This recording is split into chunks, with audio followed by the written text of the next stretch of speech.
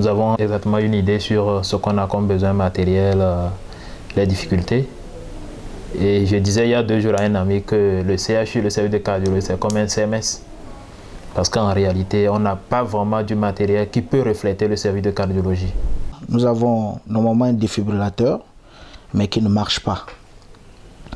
Nous avons des scopes, parce que dans l'unité de soins intensifs, nous avons 10 lits. Donc du coup, nous hospitalisons 10 malades. Et chaque malade, normalement, doit être équipé d'un scope.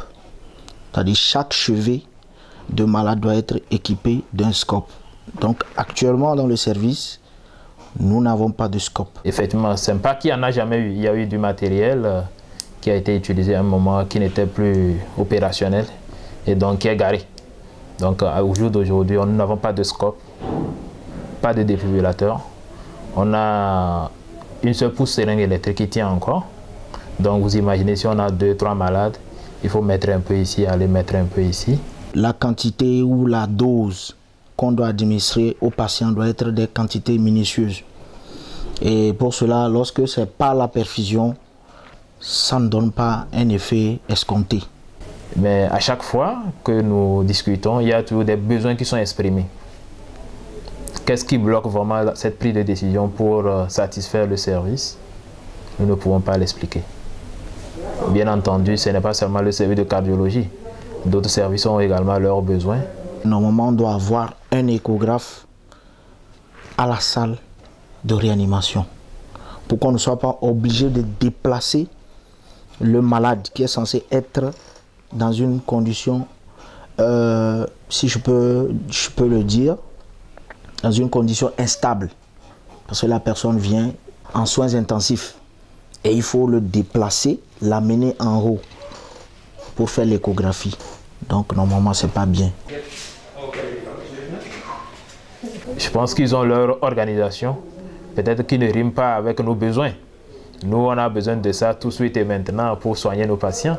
Peut-être qu'eux ils ont hiérarchisé leurs besoins en fonction des services. Actuellement chez nous, le laboratoire déjà à 17 h c'est fermé. Donc en cas d'urgence la nuit à la garde, on est obligé d'envoyer les parents du malade à l'extérieur, dans les laboratoires privés, ce qui n'est pas bien. Quand on a besoin, on crie qu'on a besoin. On ne veut pas comprendre pourquoi est-ce que ça traîne. Nous, on a besoin du matériel. Une petite pharmacie, une mini-pharmacie pour le service.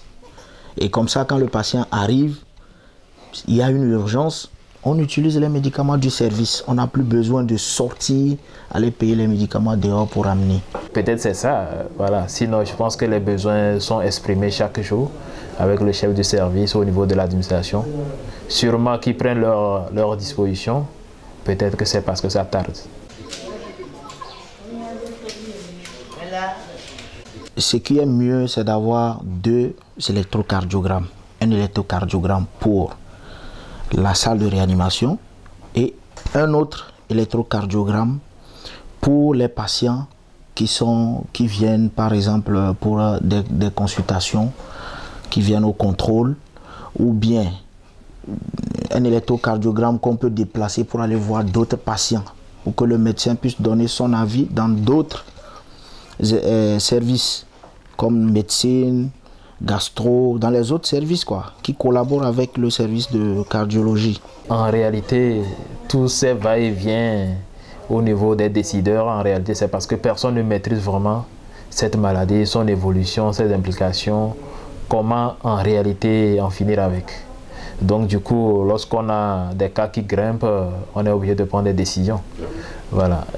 Les mesures barrières sont là, leur efficacité reste vraiment à être prouvée. Quoique, même si ces mesures de barrière sont efficaces, leur respect est vraiment hypothétique.